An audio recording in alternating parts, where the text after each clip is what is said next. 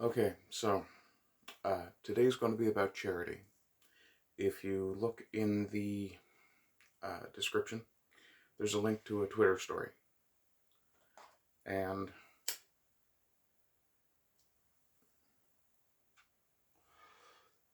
even though this is something that's been talked about on the mainstream news, um, I'm still going to have to couch this in very careful terminology as to avoid the wrath of the algorithm or the various content moderating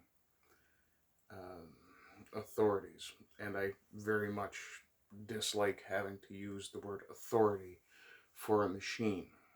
It gives me Butlerian jihad cravings.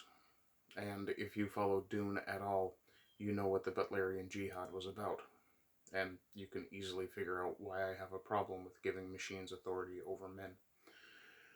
But, as I said, today's piece is about charity. Um, I don't think it's incorrect to use uh, the term pure blood to clarify what I'm talking about. I happen to be one, and I know quite a few people who are, and a few people who were manipulated into no longer maintaining that status, let's say.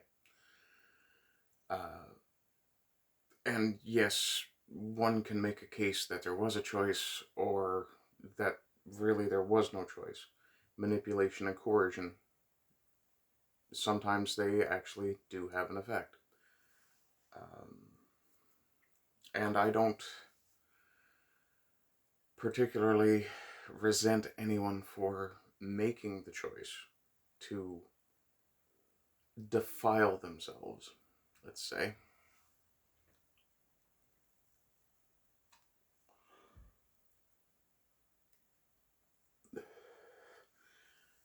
But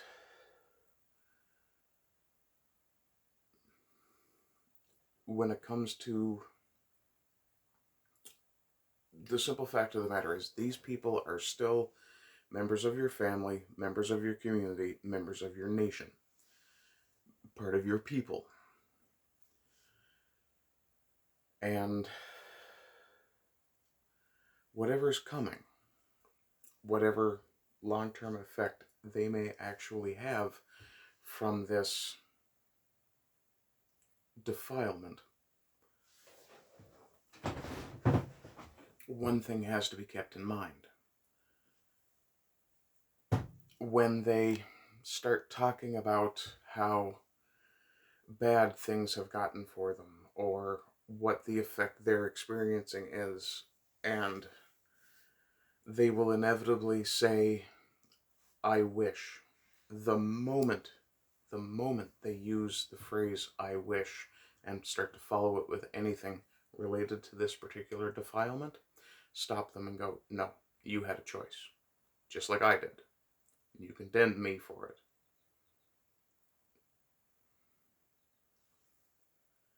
And it's charitable to be harsh that way, in a sense, because they weren't charitable to you. Twist the knife. But at the same time, they're going to need help. I hope they don't, but they probably will. We have no idea what the long-term effects are going to be. We can't, because there hasn't been a long-term study. And it should be very clear by now what I'm talking about, even though I'm couching it in very vague terminology and somewhat mystic or religious terminology. And the religious part is not by accident. As with a lot of other issues, I believe some things should be sacred. And one of those is the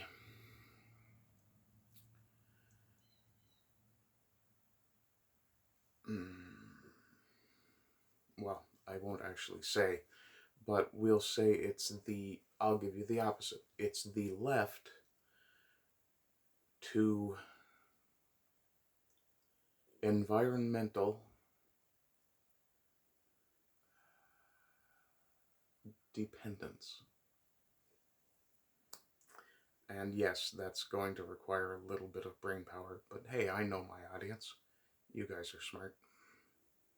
If you're not, well, you're no dumber than me, certainly.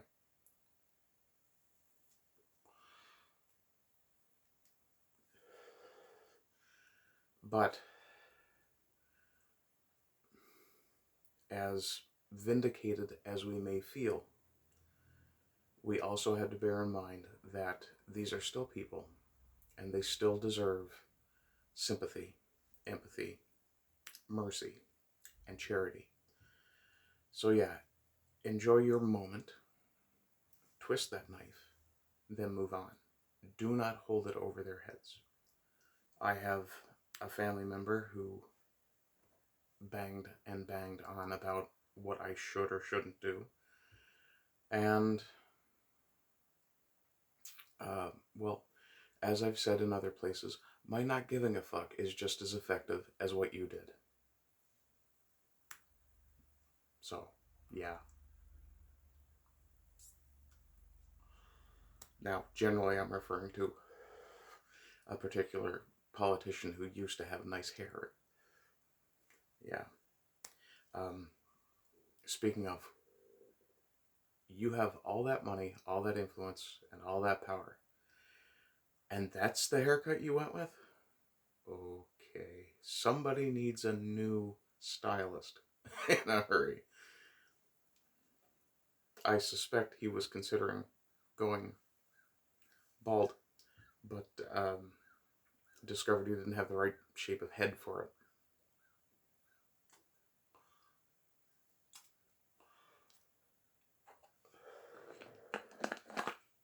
Genetics are wonderful. Anyway, other than that, please try to be charitable in all aspects of your life, not just talking about this particular defilement. Not just because it does good for other people. Being charitable releases, I'm not sure, maybe it's oxytocin, maybe it's dopamine, I don't know. But there's a neurotransmitter in the brain that makes you feel better about yourself when you do good for others, when you are charitable to others. And I've never been one to say that people should hide their light under a bushel or necessarily do charitable work in private or away from the eyes of the public. Sometimes that isn't possible, and if you get praised for it, accept the compliment, say thank you, be gracious, and then move on. Don't preen, don't let your ego be stroked too much. Stroke your ego a little bit once in a while, it's good for you. We should have pride in our achievements after all. But more than anything else, strive to be kind. Be kind wherever you can, because there's going to be a lot of places, a lot of situations where kindness is going to be absolutely useless. And while it's disheartening to think about what may or may not be coming down the line, kindness is always going to be something that people should try to practice as much as possible. Kindness and charity. Other than that, as far as channel stuff goes, please like, share, subscribe, and comment. Please share, especially right now. I have no concept of how the algorithm works on this platform anymore. I suspect there are very few people who do, and that may very well include the people programming the damn thing. But at a personal level, as opposed to the professional level of trying to build my channel, it's more important to me to get the messages I pass along out. It's far more important to me that the things I say, the things I talk about, get disseminated amongst people so that other people can hear them and take the example.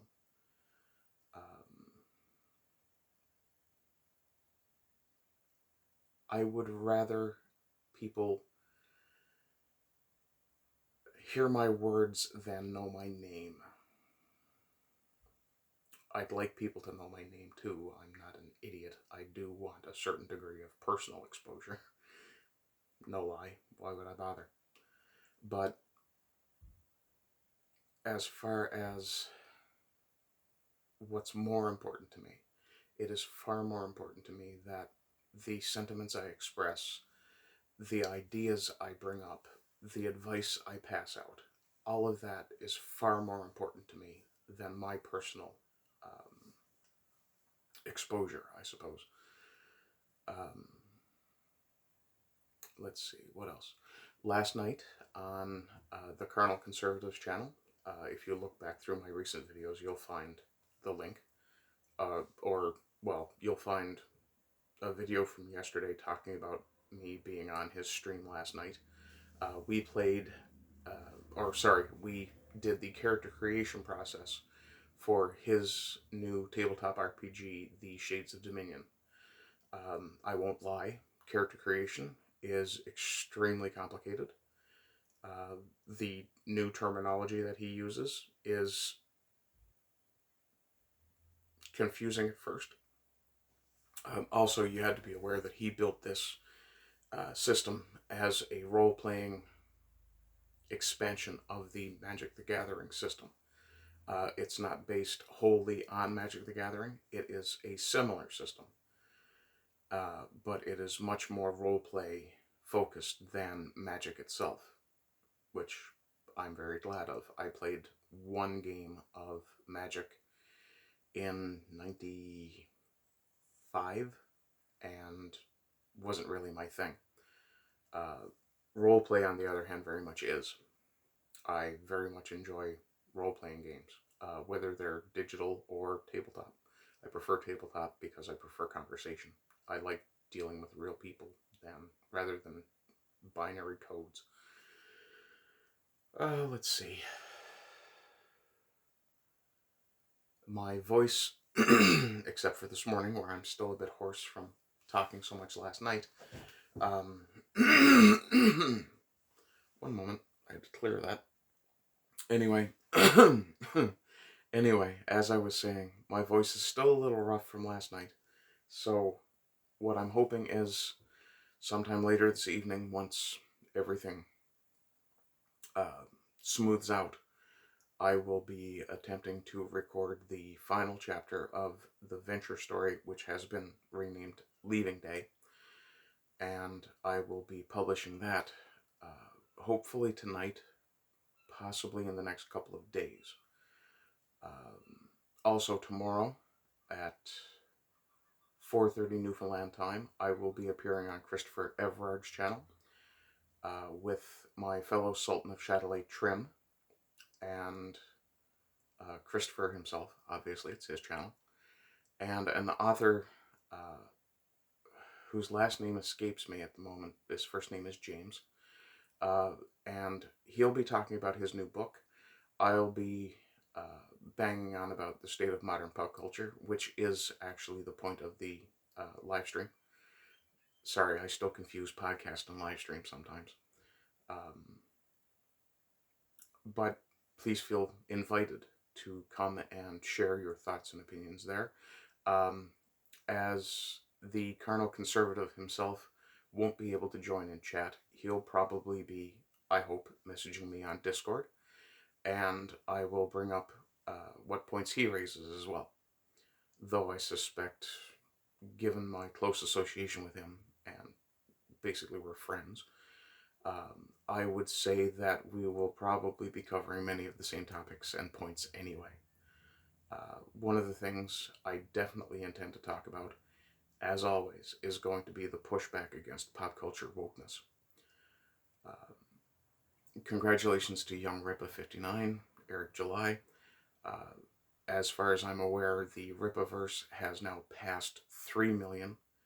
I think I saw a graphic that said 3.2, but I'm not 100% sure on that. But this is over $3 million for pre-orders of a book that hasn't been released.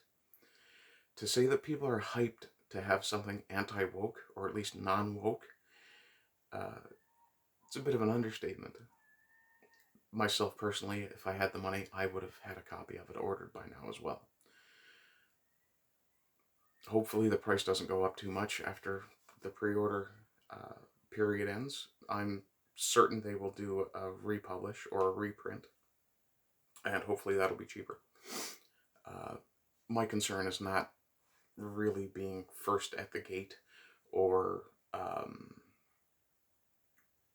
in the forefront or the vanguard of those who talk about something like this. My issue is that if it's good content, I want to consume it. Anyway, folks, I believe that's pretty much everything I needed to talk about today. And it seems a fitting place to end with my now new and regular sign-off. So, rise and rise again until lambs become lions. Oh, actually, that does bring up another thing.